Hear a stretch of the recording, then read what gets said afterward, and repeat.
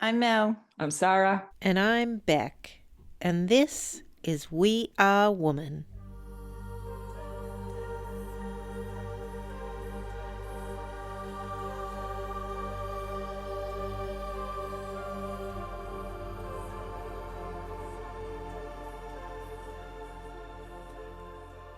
Today we're turning the mic inward.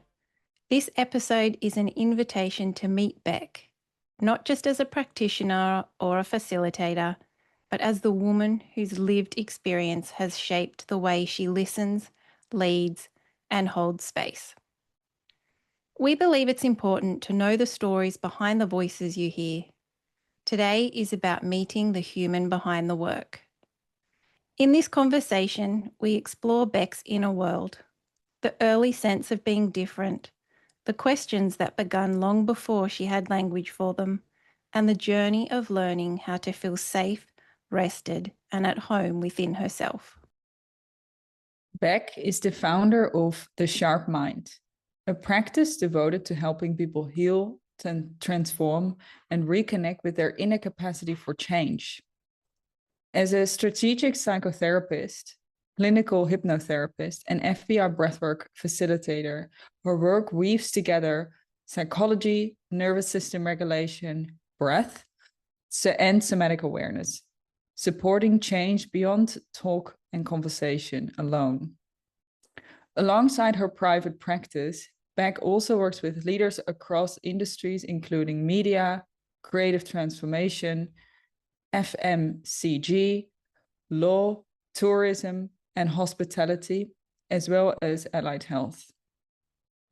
But long before this became her work, it was her lived, true experience. From a young age, Beck was deeply reflective, guided by a strong internal voice, often awake at night, questioning and sensing the world beneath the surface. Bright and joyful with those closest to her, she also carried an underlying alertness, a nervous system that was attuned to subtle shifts around her. Growing up, Beck experienced a home that held both deep love and intensity. Alongside closeness and tradition, there was an emotional unpredictability that required her to become highly perceptive and adaptable. In that environment, her sensitivity became a form of intelligence, learning to read the room, respond quickly, and take on responsibility early. As she moved into adulthood, these early adaptations followed her into her relationships, showing up as a strong desire for harmony, connection, and safety. Over time, she's learned to meet these patterns not as flaws, but as strategies that once made sense and can now be held with choice and compassion. A deep sense of responsibility shaped much of her path, particularly around care, protection, and doing things well. It's a quality that has been praised and rewarded, and one she's had to gently untangle from her self-worth. Identity has also been a meaningful thread. Jewish tradition holds some of Beck's most cherished memories: ritual, belonging, and connection, while an awareness of collective and inherited fear shaped how safe it felt to be fully seen. As an adult, Beck began to recognize that what looked like resilience was often supported by a nervous system that didn't yet know how to truly rest. Breathwork became the doorway, a way of teaching the body how to soften, pause, and settle. Rest, she discovered, wasn't something to earn, but something to learn, and it remains an ongoing practice. At the heart of Beck's work is a reframe of sensitivity. What once felt like too much is now understood as depth, perception, and care. This episode explores the questions that have shaped her becoming. What did she have to unlearn about herself? When did she begin trusting her inner knowing again? Which versions of success no longer fit? And how did she come to see her sensitivity not as a limitation, but as a strength? This is a conversation about identity, becoming, and the courage it takes to come home to yourself. We're so glad you're here.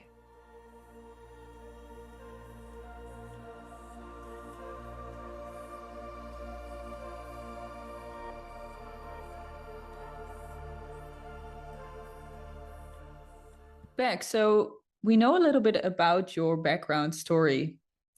And I just want to start with, how are you today? And what is most alive for you personally and maybe in your clinical practice today? What are some of the things you really enjoy working with today? Yeah, thank you so much for asking, Sarah. It's really interesting because I have this propensity when people ask me that to say, yeah, I'm good, thanks. And, you know, less an inquiry, more of a greeting style of an answer. But I think what's really alive for me today is the idea of sharing my story and, yeah, the questions around how much I should share. And as I've been thinking about this conversation, I think I'm really aware of the themes and the patterns that have shown up for me in the face of sharing and just really honoring those. But I guess understanding that fear around being too much and also that lack of safety around trying to balance bringing my wholeness and my authentic self into this conversation, which is stuff that we're talking about in all of season 1, right? But also protecting those close to me. And I've seen for a long time how those patterns show up in my life, even now, after years of actively working on my different parts and how they get tested in the face of being seen. So this feels like a really big seeing. And I've just noticed the patterns and the parts coming up over the last week. And in particular, as I awoke this morning, the parts were there going, oh, just take a step back, don't say too much. And also this part of me that really wants to encourage that authenticity and honesty. Hopefully, as I've sat with it today, hopefully that one gets to really take that step forward. Thanks so much for being here. Yeah. Thanks, Beck. Honoring your bravery and your sitting with all the parts and all the things that are coming up. So thank you.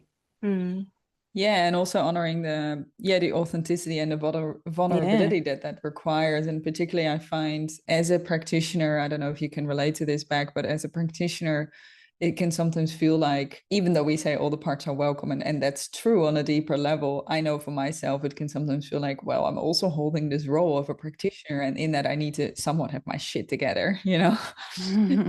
So yeah, really honoring just your openness and sort of this meta reflection of just your own self-awareness of these different parts that are alive for you, but also how you're welcoming them into the space and are able to work with that. And that's ultimately what we're doing with clients, isn't it? Yeah, can you speak to a little bit more about your work with clients and how you work with clients through the variety of modalities that you offer, including parts work and then also hypnotherapy and then of course FBR breathwork? Yeah, sure. So I am a psychotherapist, and often what I'm doing is I'm really identifying the how in what somebody is doing as opposed to the why. The why is still there, but I really want to understand what are the patterns that are arising for someone and help create this awareness around those. And then as part of that, what I do is I use a multitude of different modalities that are mostly all related to the nervous system. So there are modalities that are connecting in from a top-down approach, things like hypnotherapy, really understanding our parts, IFS, and some of the more, I suppose, generalist psychological modalities, CBT to a lesser extent, and some of those others. But then I'm also looking at the nervous system from a bottom up approach as well, and really getting to understand, I think, the nervous system as a starting point, and then choosing which path, what direction to take to work with someone based on where their nervous system's setting. Generally, I like to work bottom up before going top down. I think we, all three of us, really understand this concept of the body knows before the mind knows. So we can really tap into that really beautiful awareness from the body using a bottom-up approach first. And then once we have that cognitive understanding, then we can go on, and I tend to layer on top-down approaches and use really cool modalities like hypnotherapy to really help to create that shift and that change, or to create an understanding of how things might sit for someone as well.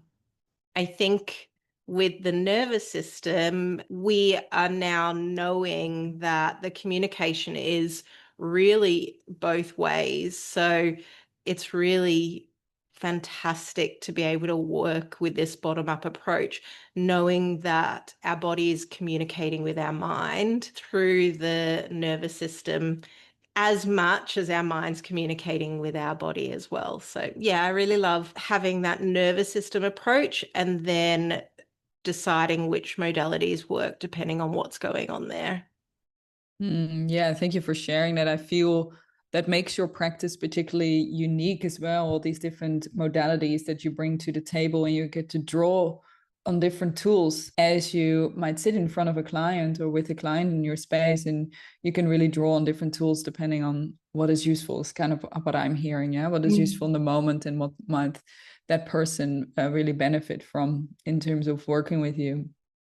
Yeah, it's just really interesting because often my clients will come having seen someone previously. I have a client at the moment who said they've done years of work with a psychologist, and people often come with these diagnoses and then they wear the diagnoses like this is my identity. But what we do in my practice is a little bit different because we don't really want the diagnosis. Obviously, that can be really helpful to create some understanding of what's going on for me. But I see this at the moment with people with ADHD. It's almost as if everyone wants to be diagnosed with ADHD. And part of that is really helpful, but part of not having a diagnosis and just working with our nervous system and all of our systems and really understanding how things are working without the words for it can actually be really helpful. And I have often clients that tell me, oh, this is a unusual way of working, or this is really different to what I've tried before. And that used to create something in my own system of, oh my God, I must be doing it wrong. But actually, I really like that now, that people can come and experience a different way of doing things, because ultimately I don't want people to be stuck in therapy their whole lives. Yeah, yeah, so powerful. Thank you for sharing that. And it sounds like it requires a what comes up for me as you share that back is it requires courage actually had to not give a name or a label to maybe a certain experience and label it or name it as a certain, yeah, quote unquote diagnosis of some sort, and actually go more into the mystery of what might be going on and go more into the unknown. It sounds like I'm curious, as as we're all three trained in FBR breathwork, how do you see FBR breathwork potentially being able to facilitate that process for people to really go beyond, yeah, the diagnosis of the label or the pathology, so to speak, and go more deeper into the mystery and into the body and really start to listen to what the body might be speaking to them? Yeah, thank you. I really love this. With working with the nervous system, there is some really important sequencing that you want to follow as you're working with the nervous system. And I think FBR breathwork particularly honors that sequencing in a way that no other modality I've experienced honors that as well. So we create safety externally and then we bring it internally and then follow the sequencing from there. So I think there's a way that FBR honors the nervous system in a way that I haven't experienced. I'm not saying there are no other modalities that do it, but certainly for one specific modality, it has this beautiful way of honoring the nervous system in a way that I haven't experienced. Yeah, so FBR, it works below our thinking mind, as we've sort of described before, and it creates this opportunity for our protective parts to soften and can also give our nervous system a corrective experience. Unlike other modalities as well, I think what's really beautiful is it's not about forcing something like a real deep rest, which sometimes we'll go and see a psychologist or psychotherapist. And, with cognitive behavioral therapy, for example, we might be told meditate or sit down and rest in all of these forms. But sometimes that actually is hard on a system that's already active to go from 100 to 0. So it's not about forcing deep rest, or it's not about pushing an exhausted nervous system into complete activation. It really meets your system where it is, moment by moment, again, in a way that I've not experienced with any other modality.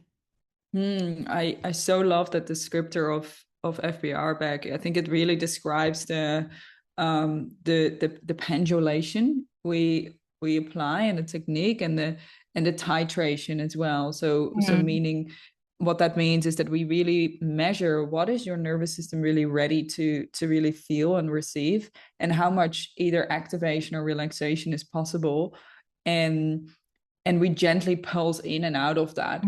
And kind of as a rule of thumb, what I know for us as practitioners is kind of across the board. So what I mean by that is in Breathwork Bali and how we share the teachings there, as well as in Breathwork Bar, and then also Breathwork Sydney, is that we as facilitators, we look to facilitate kind of 5% out of someone's what we call window of tolerance. And a window of tolerance, very simply put, means the window that of emotions and capacity which we can quote unquote tolerate. So it feels comfortable to us to feel that kind of emotions, to feel that kind of level of activation and relaxation, with a variety of different qualities and emotions that come with that. And we tend to, like kind of like you spoke into, Beck, we tend to facilitate about 5% just outside of that window, to kind of start to feel and explore the edges a little bit, but not from a 0 to 100, as you described, or from 100 to a 0, and not too much too soon.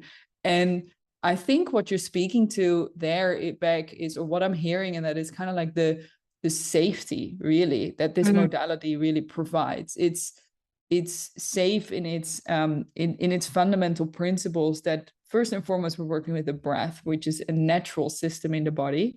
And so it's very safe. Like you not much can go wrong if you just simply start to work with the breath. And then also this principle of facilitating 5% out of the window of tolerance, it allows for so much safety. And I think it is in the safety that we build a lot of trust with our bodies. And just speaking to that, Beck, I'm just curious what comes up for you in terms of what you maybe have seen in your practice with people and or within yourself. How have you seen people, and particularly women, come back into more trust and safety into their bodies again? Yeah, thank you. I think what sets FBR breathwork apart from other breathwork, and to be honest, maybe it's because I'm here working in this space, but it does feel like there's a little bit of a fad of breathwork taking hold at the moment. I don't see FBR as the latest fad. It really is this beautiful co-regulation that allows people, and I suppose not just co-regulation, but this really steady presence with whatever comes up for women or men in my practice, and also for myself in my own practice. Having this steady presence in the practice really does create safety for everything to be felt and expressed. And then, like you said, Sarah, once you do that, you can gently work to the edges of someone's capacity to expand their window of tolerance with care and not force. And when you do that, funny things show up. We can sit with things like our propensity to always be going and have hyper responsibility, which I admit to being someone that holds that, but also something that I've seen a lot in the women that I work with. We can notice what it looks like in our bodies when we move away from control with a little bit of care as well. So letting go and allowing ourselves to be held by someone. I remember, Mel, you described this beautiful experience of gently holding someone's neck and feeling the neck drop. And I love Yeah. that. And I noticed that when I put my hand behind someone's heart on their back, and if I hold them from the back and the front and just sort of feeling that drop, these are the sorts of experiences that people can have through FBR breath work, just allowing themselves to, as we create that safety, allowing parts to arise. And generally what I'm seeing at the moment are really similar parts between, we often say our clients are a window to what's going on for us, right? So very similar parts to what I'm seeing myself. The idea of holding parts of us back, the exhaustion of constantly doing, the exhaustion and gripping of control rather than trust and allowing, and just these really high functioning nervous systems. And then a high functioning nervous system can really easily move from hyper arousal, do, to just exhaustion and hypoarousal of just collapse, right? And a lot of my clients, and I've experienced this, feel like they are relaxing. Oh, look, I can relax. But we actually can't go into relaxation. We go into that hypoarousal, that sort of collapse. So we don't know how to relax. And that's something that we are, as we work in a therapeutic arc, watching people in that deep relaxation is so beautiful. Yeah, thank you for sharing that. I think what I've seen in the practice for myself, and then also in the people that move through the practice and really commit to it, as an ongoing practice, and really come back to the practice, because it is an ongoing practice. A one-off breathwork session, I mean, can reveal a lot and a lot of insight, but it's not going to go into the deeper layers that are available to be explored. And yeah, I think, like, and I've seen this for myself, is relaxation and rest is such an interesting term, because there's a difference between quote unquote doing nothing, which then a lot of people phrase as I'm relaxing because I'm doing nothing. But if your nervous system is in fight flight pretty much constantly, and you haven't addressed, let's say, the underlying patterns of survival, really, that sit underneath that, the nervous system can't actually truly relax. Even if we have a month holiday, we're still not relaxing, because our nervous system is still in fight and flight. And then yeah, like what you're describing, Mel, then I've seen it a lot as well, that people are really, really high function and collapse, right? So I think what we're discovering through this practice is also this true and deep relaxation on a way deeper level than even the mind can really comprehend. And that's where we really start to work with the nervous system and the breath, as the breath is really the only system in the body that's both voluntary and involuntary. And that's why it's so powerful, because breath is going to influence heart rate, it's going to influence metabolic system, it's going to influence hormones, it's going to influence the endocrine system, the nervous system. All of these systems are being influenced by how do we breathe. So even if we lay in bed in the evening and we sleep a good 10 hours, which is a long time for the average human, but we're still breathing as if we're on activation and fight and flight, we're not getting that true rest, are we? Yeah. So I love that you're speaking to this concept, because yeah, one of the things we're learning through this technique is how to truly rest. But then another thing that we're learning is how to be truly vibrantly alive. Yeah. And kind of like what for me comes up is just the analogy as I was a child is like I was active and I was doing stuff, but it was never forceful or stressed. It was with this layer of relaxation for me personally. That was sort of always behind it, but I was doing a lot of things in the world. And I feel that's almost like the quote unquote ultimate space we wanna get to, is where we are active and enjoying life and doing things in the world with this deeper layer of trust and rest underneath that, which I think is such a beautiful nuance that we bring to this practice, right? It is not about just resting. It's actually about, yeah, I mean, I guess I can ask you that question back. What do you feel like this is really about? As I speak to that, what comes to mind for you? Yeah, it's funny because when I think about resting, I actually think of it both being able to access deep rest, which, as long as I can remember, I've experienced insomnia. I remember being a tiny little child. And as a tiny child, I've had no concept of the fact that some of the world sleeps and then others are awake. So just having this thought in my head that I must be the only person in the whole world awake now. And I have these really strong memories of not being able to sleep. So I think rest for me is twofold. It's being able to really have that deep restorative rest, which I wasn't getting. Still a practice for me, in honesty, but definitely much better than I have previously been.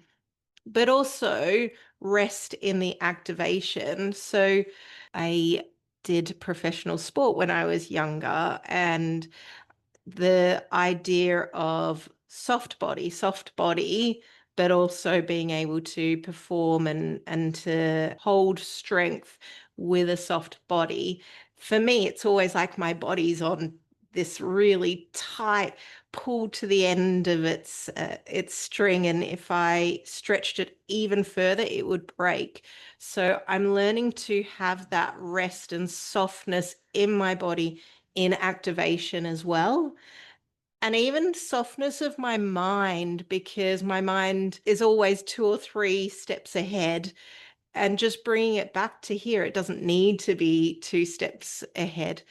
I have this client who is the most strategic person I've ever met, and he has this amazing ability to always think two or three steps ahead. And for him, it's a gift. He really just does it so beautifully. For me, it was a learned behavior of safety, needing to interpret that. So, yeah, I really love that you speak to this rest. And for me, that's been the really big learning. And I actually need to learn it in both spaces. Yeah, cool. Thanks, Beck.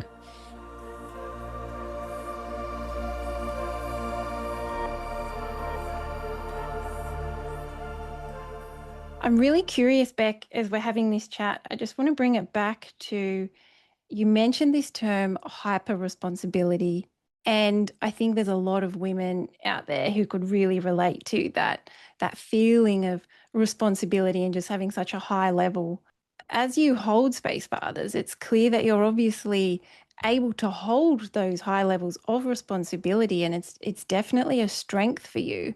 But I know you've mentioned it's also been something you've had to untangle from your sense of worth.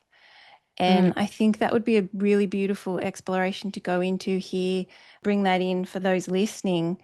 I just wanted to ask, how do you notice the distinction now, between the responsibility and yeah, just the untangling that from your sense of worth? Yeah, such a good question. I think for me, there is a propensity to still do over responsibility. So it's Mm, something that I'm really aware of now. And whenever I catch myself in that space of over responsibility, I like to just come back to, am I doing this from a place of choice? Or am I doing this from a place of what has previously been my identity, right? This is how I've often lived as the responsible one. So previously, I think that for me, responsibility gave me a sense of purpose, gave me a sense of identity, as I mentioned, who I was. And I think I'd learned that it was safer to be doing the doing than sit in this being and be really known for who I was in that space. And it was only really recently that I had this realization. Actually, I think I had the realization a long time ago that in my family, there's often what I've noticed is there's always a responsible party. So on my dad's side, I can pick out a single aunt that is the responsible aunt. And on my mum's side, it was another aunt who was really responsible for everyone in my family, mentally, financially, you name it. She was always there for everyone. And she died very young. She had motor neuron disease. And of course, naturally, when you see someone you love die really young and suffer the way someone suffers with motor neuron, when you are so intellectually capable, but your body's failing you. And she was a very successful, what society would deem very successful. So to watch her suffer, I think the people around her that she'd been holding it together for really crumbled in the face of that. So what happened was, as she passed, I stepped into fill that void, into that space, right? And I used to love it. People would say to me, my brother, other people in my family, other people outside of my family, oh, you're so much like Sue, or Cookie, as my brother and I would call her. My brother says, oh, you're just like Cookie. And I love that, right? Because she was the person I idolized. But I was wearing this as an identity that I needed to be responsible because someone needed to fill that gap. So I had that realization a little while ago, but I think what I've really realized more recently is in doing that, I'm actually fearful that I might send myself the same way as she went to an early grave, because I'm just in this space of doing for everyone, and then living in this place of complete exhaustion, wide and tired. I can't sleep, but I'm so exhausted, and yet I still have to be for everyone. So now when I catch myself in those moments, I really take a step back and see, is this a choice? Am I doing this because I choose to do it? And in my work, it's very much a choice. I love the work I do. I love the opportunities to work with the people I work with. I am so eternally grateful to be able to do this work and that people trust me to be part of their stories. So I would say 99% of the time, that is by choice. And then I need to create space for myself outside of that to come back into reconnecting and grounding myself in me to keep that a choice. Otherwise, it becomes an identity. I'm really great at that, I think. In other people might disagree, but I think I'm good at that in the workspace. I've struggled a little bit personally because along with the hyper responsibility is this overprotective nature of mine to want to protect the people I love. And you can follow that pattern, right? You overprotect them, you're not allowing them to step up into their power, so on and so forth, which we won't get into, but yeah, just learning to let that go. Thank you so much for sharing all of that, Beck, and particularly the piece that you touched on around choice. And it just sparked something in me around what we're actually doing in FBR. Like from my understanding, or in some ways how we can word the work that we're doing is, instead of moving from conditions and expectations and sort of these identity structures that you spoke into, you became your auntie in some way. You became this role, right? So you started to identify as that. And what we're really doing in FBR Breathwork is we're starting to explore these parts of ourselves, and kind of in a really healthy, curious way, with a lot of loving awareness, start to question these roles and these identity structures that we've been building around ourselves, really. And what becomes available in that is choice. So instead of maybe being forced, quote unquote, forced into a particular way of being, a particular way of operating, doing things a particular way, whether that's this or that, whether that's up or down, that could take all sorts of different expressions and colors and flavors. But what we're really exploring is the possibility of choice. Hey, at least that's kind of like how I look at it as well. And so, I'm wondering, as we are on this topic of choice and increasing our choice points in the world, or increasing who we want to be and who we would like to become, what are some of the themes that you really see in your practice a lot, where people might feel stuck in their choices, where they might feel like, actually, I don't feel like I have a choice here? And how do you then facilitate a process of more possibility, more choice, more awareness, really, of who they want to be and how they want to live their life? Yeah, that's a really great question. It's funny when I think about the idea of choice around who I want to be and the masks we wear. Previously, for a while there, I was working with a lot of new parents that had lost their identity through becoming a parent, and even the other parent would refer to them as mum or dad, or so they had lost their own identity through that process. And so the work that we had been doing, and I often find my work comes in waves. So I just had a whole heap of new parents that were dealing with this mask of, or this mask of being a parent, and then who am I? And that was a really good in for me to explore all of these identities and how we wear them, and that idea of choice as well.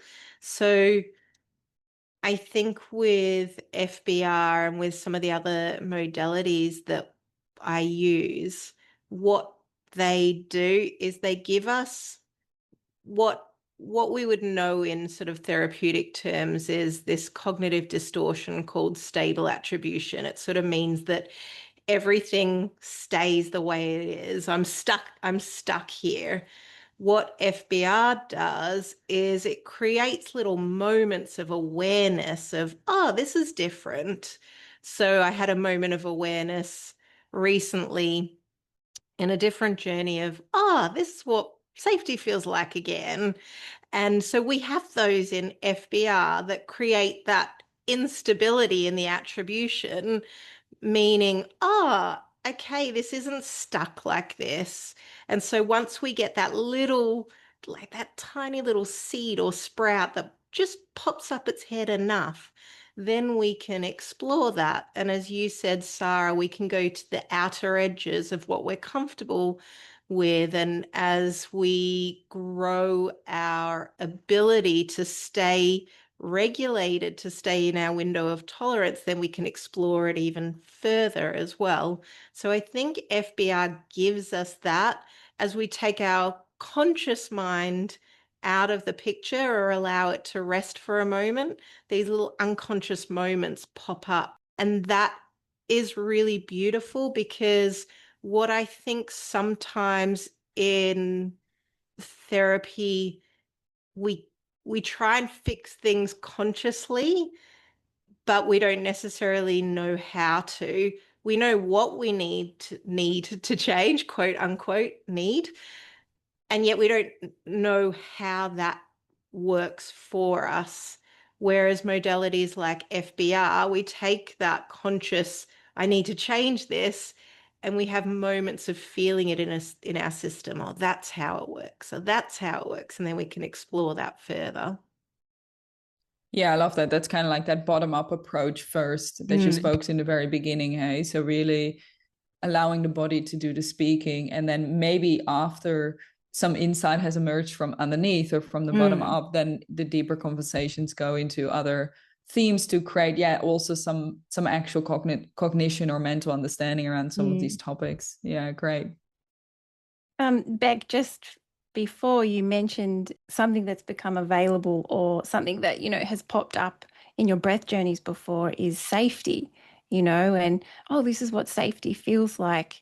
And I know you've spoken to that before, both inherited and very real in the present, and how that's shaped your nervous system. Is that something, safety, that plays out for you in terms of your explorations and your journey now? I know that you've mentioned that there's maybe a vigilance that lived in your body, and how do you relate to that now with care on a day-to-day basis? Yeah, that's a really good question.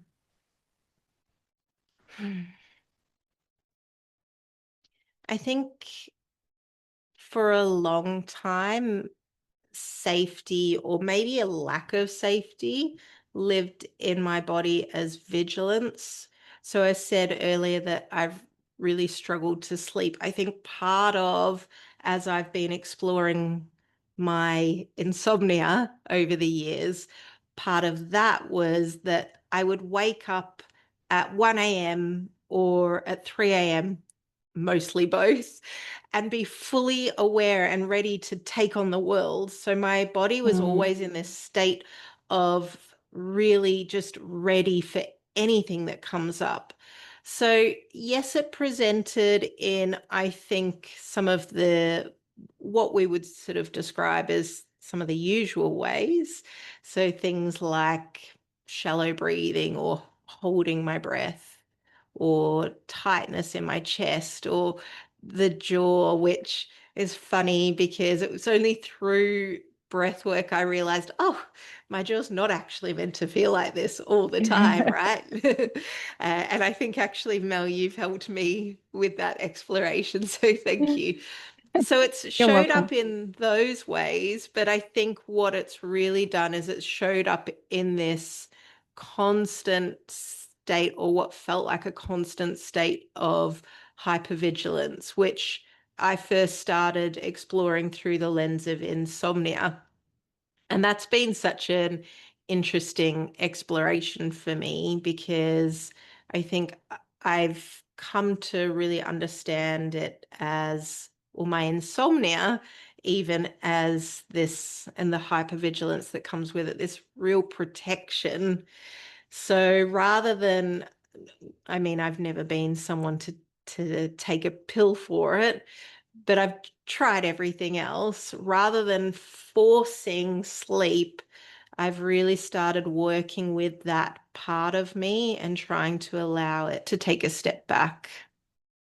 The other thing about safety is it's something that I think comes from my own childhood. So my own childhood had a lot of joy in it, but it really also required me to be hypervigilant for my own safety and for the safety of people that I really love as well. So even though there were some fun moments, we had some of the best times, and they were usually around sport or being active.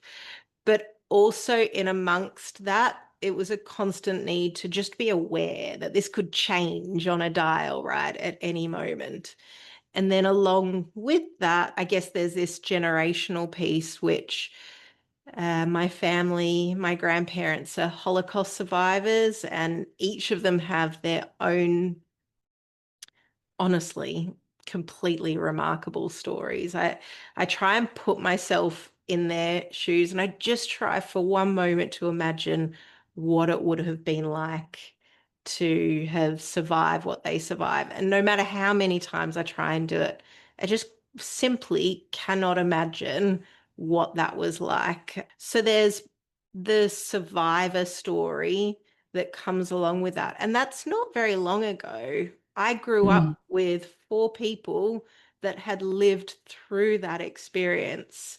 that it was in their breath patterns, it was in their reactions to things. So that created, I suppose, a way within my family that shaped my family. And I have such empathy and understanding for why things were the way they were in my family, but it certainly shaped my grandparents' experience of parenting when they lost everyone they loved. Like my grandmother and my grandfather from my dad's side lost everyone. I mean, it's no exaggeration to say that there were 50 plus of my ancestors that we lost through the gas chambers, right?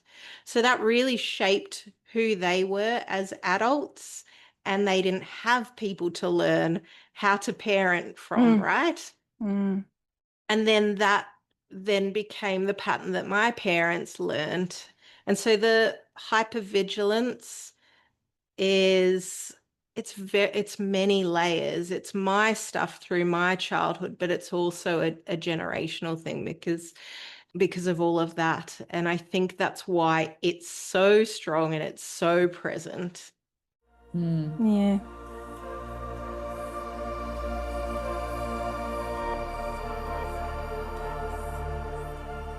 Thank you so much for speaking to that, Beck, with such bravery and honesty, but also really clearly. I think it just for anyone, generational trauma and the influence it can have on other people's nervous system is such a real thing. And from the traumas that your family have experienced and the history that they've had, that's created an environment where being perceptive and adaptable have been quite brilliant, really, a really great system. So yeah, I guess that alertness that you've had to be responsible, and the scanning and the safety, like really seeing that for you. And how do you recognize that now when it begins to come online? I know you mentioned there's that, the jaw clenching and the shorter breath. Yeah, just curious how you recognize when that is still running the show. Yeah, it's funny if I sort of, before I answer that question, if I take a step back, something that I heard recently was another podcaster, actually, they were talking about all of the stuff that's going on in the world at the moment and how that's sort of shaping the Jewish experience. And they said, I don't prescribe to this idea of generational trauma. And it made me laugh a little bit because the science is there around generational trauma. And even if, for example, if we're going to maybe put aside whether or not the sort of experiences are passed down through our genes, the experiences are still there, passed down through our experiences with people that have lived through it. So I had 100%. 20 to 30 years of my life living with grandparents who were Holocaust survivors. So that does get passed down in that way. But to answer your question, how do I know if it's still running the show? It's different at different times. And I think this is where, for our listeners as well, having a little bit of compassion, because I live this work and I can still find myself all the way down the rabbit hole before I've realized that hypervigilance is running the show. And when I do, sometimes I have to go back and have moments of repair. But at other times when I'm really sticking with my practices and I can be really embodied in that, it's the tightness of the chest, it's my jaw, it's the migraines that I get sometimes, it's the lack of sleep, particularly the lack of sleep that really highlights to me that hypervigilance is there. And just really quickly, if it's okay, Mel, there's a tool I use, which I use in my own practice, but I often use with my clients, is when I notice those sorts of things come up, I'll just take a moment to understand, well, firstly, what is it? But secondly, whose is it? Is it mine or is it someone else's? Because it could be from someone in my family or it could be from someone I've been working with. And then what do I want to do with that? And then the process of actually doing that, not just saying I want to do with it. So I really love that as a practice as well when patterns like hypervigilance come up. Yeah, epic. Thank you so much for sharing that, Beck. And thank you for talking into that and reflecting back to you. I know you've spoken to your sensitivity before, and we mentioned it in the introduction, and it was something that potentially made you feel like it was too much. But I think here in the environment, that sensitivity would have been quite useful at the time. And when did you realize that, that sensitivity or intensity was actually a gift? Yeah. This is a good question. I don't think I necessarily realized it. I think there were reflections back at me that allowed me to see it. So, I just feedback from clients, for example, it was something that when I was working with clients, I'd often get people remarking on things like, "Oh, this is interesting. This is different. This happened, or this happened," or I've I've never cried in front of someone before, or I've never spoken about that before, even though I've spoken to this many therapists or whatever that might be. So it was little bits of feedback, I guess, from clients where I realized that I guess the presence I have might be different from the presence that other people have. And I think as well, this is the stuff that we all have in our work, right? That I see in FBR practitioners, that the presence an FBR practitioner has is so different from the presence that even you might experience in other breath work. So that level of presence and being able to stay with people and just spotting little changes, I suppose, and that level of attunement. So I think my clients have a lot to thank, I suppose, I when it love that. comes to that.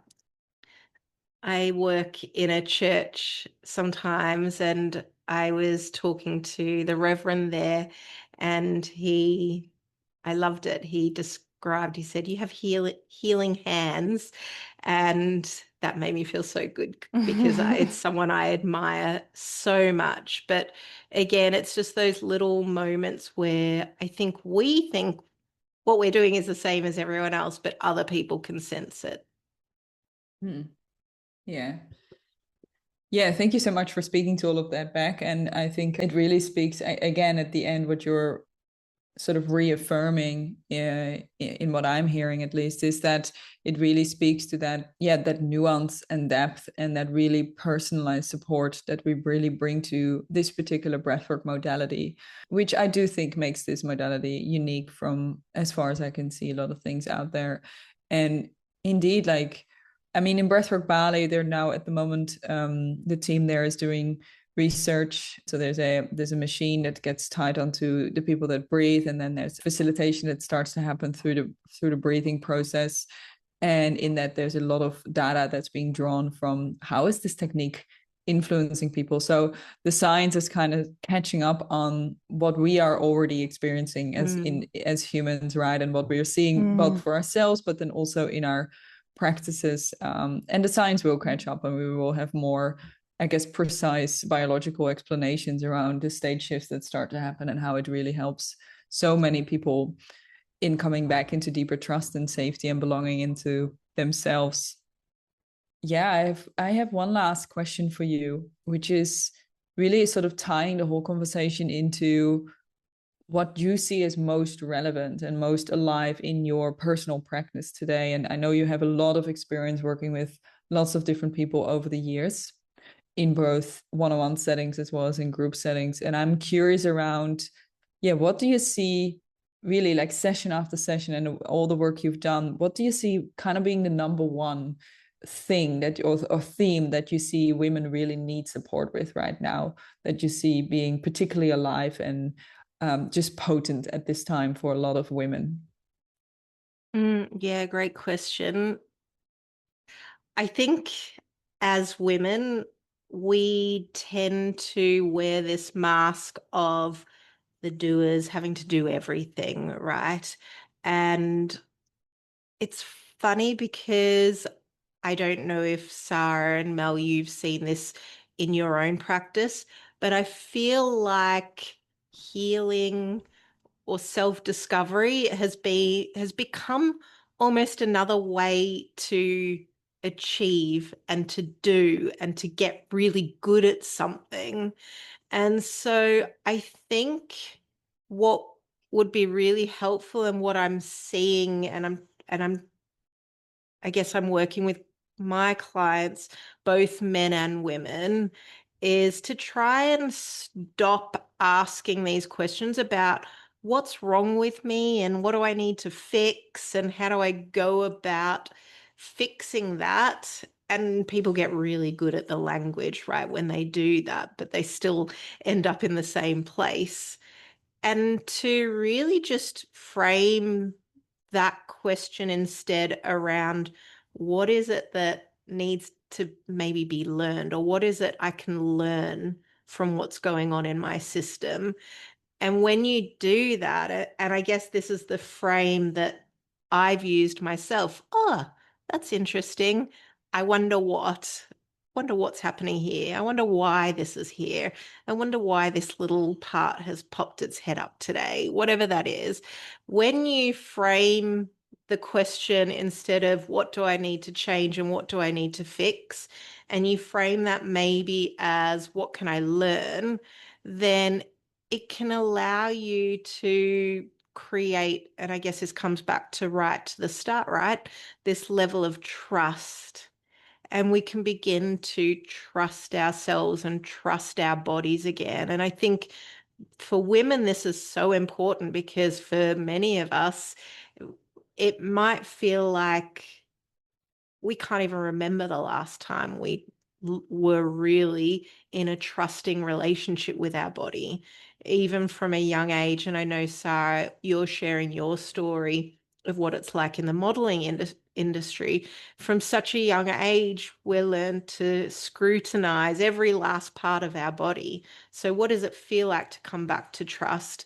And then when we do, we find that we can find grounded safety in our body again. And instead of abandoning our body, we can come back to that and feel into whatever comes up and find safety in being with it, whether it's something that is easy to sit with or something that might be particularly uncomfortable to sit with. At times recently, I've woken up in the middle of the night with this deep anxiety that I've never experienced before. But instead of trying to fix it and get away from it, I'm sitting with it. I'm just being with it. I'm being present with it. So I think that rather than trying to fix things, just really coming back to that's interesting. What can I learn from this? I wonder why. And if we can take on that frame, that can allow us to utilize modalities like FBR breathwork and, some of the other practices that I use to be able to just expand our window of tolerance to be with that and to notice what's on just that other side, what's on the other 5%, and to grow that and to continue embodying that state as much as possible. Yeah. Thank you, Beck. Yeah, thank you for sharing that. Thank you for your honesty and your expertise on this level as well. And I feel, the combination of you as a practitioner being really open and vulnerable and honest about your story, as well as your clinical background and everything you've seen with your clients, really loving this super rich and vibrant conversation and all of the wisdom that's been flowing out of you today. Yeah, thanks so much, Beck. Yeah. And just to let our listeners know as well where they can find me, I'm based in Sydney at the moment. I practice on the Northern Beaches in a really, really beautiful space in Balgowlah, actually, two very beautiful spaces in Balgowlah, and also a pretty epic space in Manly. I also generally see people from across Sydney. I'll work through telehealth as well, but certainly with FBR, that is a face-to-face experience. So that's all from us today. Thank you so much for tuning in to We Are Woman. I hope today's conversation gave you something to reflect on, to feel into, or to carry with you into the rest of your week. Please make sure to click subscribe on your favourite podcast platform so you never miss the latest episodes as they drop. And if you enjoyed this episode, please share it with a woman that would find it helpful, because this isn't just our podcast, it's all of ours, together. You can also follow us on Instagram at We Are Woman Podcast to stay connected, share your thoughts, and join our growing sisterhood. We've got some very special events planned and would love for you to be a part of them. Thank you for being here. Thank you for listening. And thank you for being exactly who you are.